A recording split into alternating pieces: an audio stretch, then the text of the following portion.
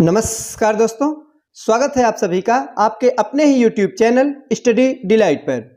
तो PET 2023 GS का practice set चल रहा है और आज हम देखेंगे प्रैक्टिस सेट नंबर 6 को। तो अब तक पीईटी के कुल 5 प्रैक्टिस सेट कंप्लीट हो चुके हैं, जिसके अंतर्गत हमने जीएस के महत्वपूर्ण प्रश्नों पर डिस्कस किया था। तो अगर आपने अभी तक नहीं देखा है तो आप चैनल के प्लेलिस्ट पे जाके देख सकते हैं। चलिए शुरुआत करते हैं।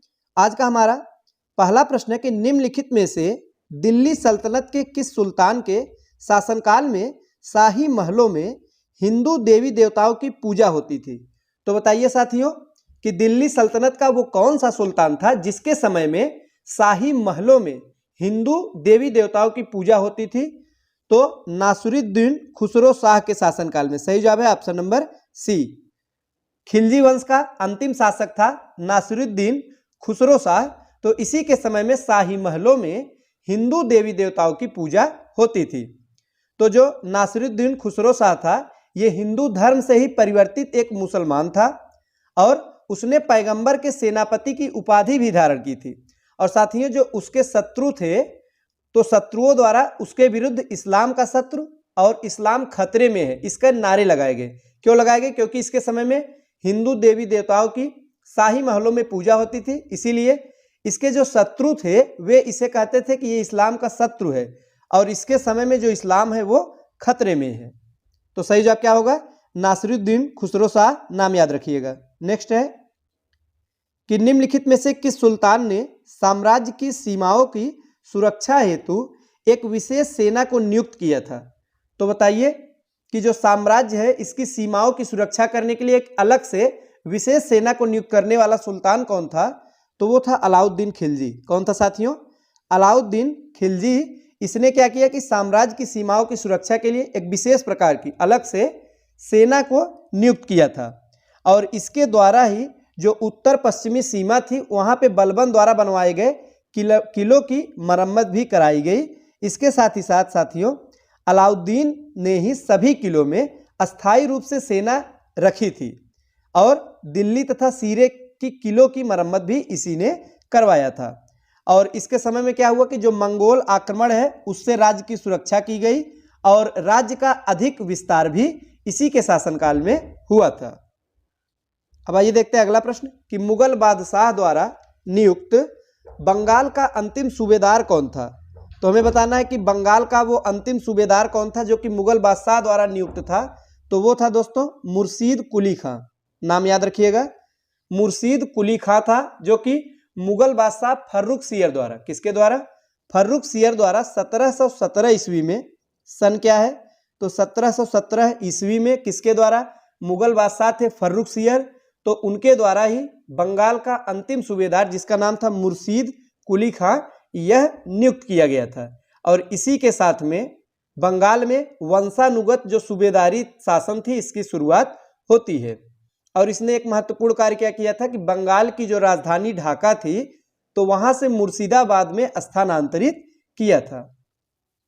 अब आइए देखते हैं अगला प्रश्न कि निम्नलिखित में से किसे गुरु नानक ने अपने उत्तराधिकार के रूप में घोषित किया था।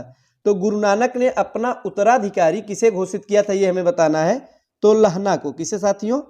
लहना को अपना उत्तराधिकारी गुरु नानक ने घोषित किया था और लहना को गुरु नानक द्वारा अंगद नाम दिया गया था। इसे भी याद रखिएगा, क्या नाम दिया गया था?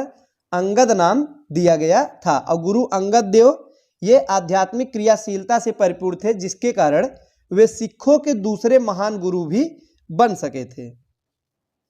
नेक्स्ट है कि निम्नलिखित में से कौन भारत आने वाला यात्री पुर्तगाल देश का नहीं था। तो दिए गए विकल्पों में से हमें बताना है कि इनमें से वो कौन सा यात्री है जो कि पुर्तगाल का निवासी नहीं था।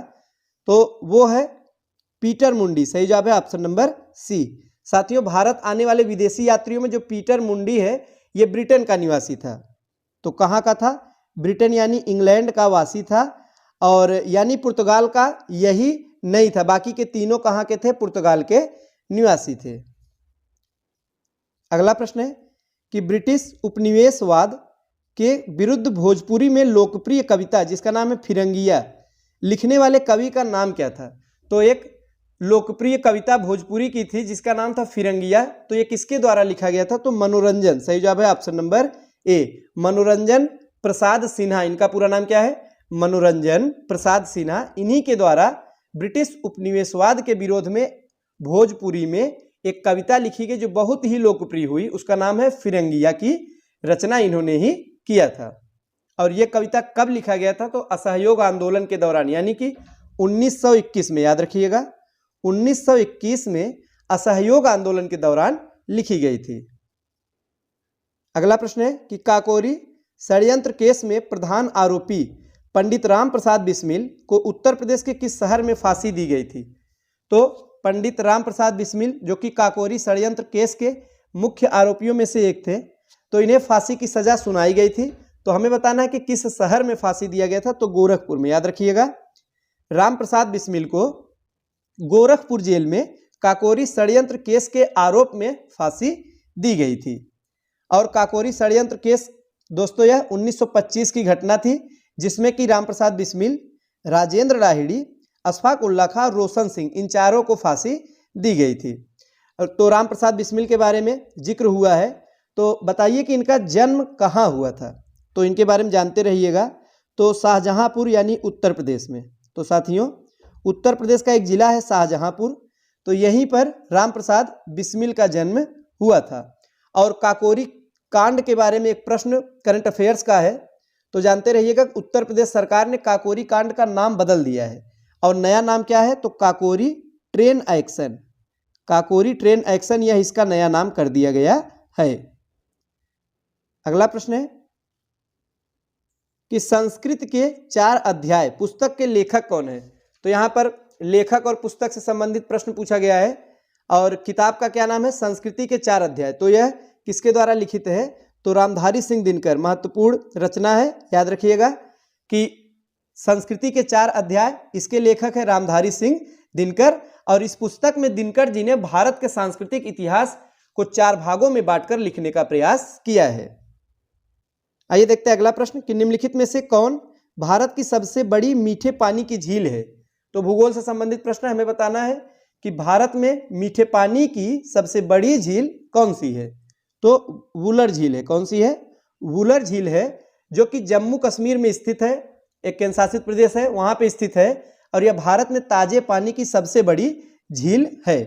और यह झेलम नदी पर निर्मित गोखुर झील का उदाहरण है। तो नदी का नाम याद रखिएगा, जो वुलर झील है यह किस नदी पर है? तो झेलम नदी। कौन सी नदी है साथियों? झेलम नदी है। और एक गोखुर झील का यह उदाहरण है। आगे है कि तमरिया जो जनजाति है, यह भारत के निम्नलिखित में से किस राज्य में पाई जाती है? एक तमरिया जनजाति है, तो इसके बारे में पूछा गया कहाँ पाई जाती है? झारखंड में। कहाँ की जनजाति है? यह झारखंड राज्य में पाई जाने वाली एक जनजाति है। अब पहले यह पिछड़ी जाति के अंतर्गत थी, जिसे बाद में अनुसूचित जनजाति में शामिल कर दिया गया। नेक्स्ट है कि निम्नलिखित में से विश्व में मछली का सबसे बड़ा उत्पादक देश कौन सा है? बताइए कि वो कौन सा देश है जो कि मछली का सबसे बड़ा उत्पादक देश है? तो साथियों सही जवाब होगा ऑप्शन नंबर बी, चीन। कौन सा देश है? चीन है, जो कि 2020 की रिपोर्ट के अनुसार विश्व का सबसे बड़ा मछली उत्पादक देश बन गया है। और विश्व में कुल जितनी मछली उत्पादन होता है उसका लगभग 35%, कितना?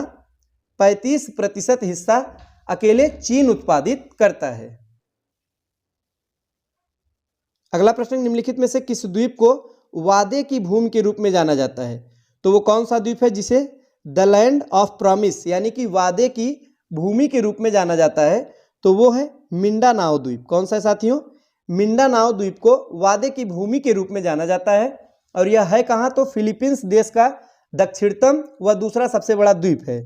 और फिलीपींस की राजधानी कहाँ है? मनीला में है, याद रखिएगा। और द्वीप का नाम क्या है? मिंडानाओ। तो इसे ही वादे की भूमि के नाम से जाना जाता है। आगे है कि इंडोनेशिया निम्नलिखित में से किस देश के साथ भूमि साझा नहीं करता है? तो बताइए कौन सा देश है जिसके साथ इंडोनेशिया भूमि साझा नहीं करता? तो वो है ब्रुनेई। कौन सा है? ब्रुनेई इस प्रश्न का सही जवाब होगा। आगे है कि निम्नलिखित भारतीय नगरों में मलिन बस्तियों का प्रतिशत 2011 की जनगणना के अनुसार सबसे कम रहा है। कहाँ पे सबसे कम रहा है ये हमें बताना है।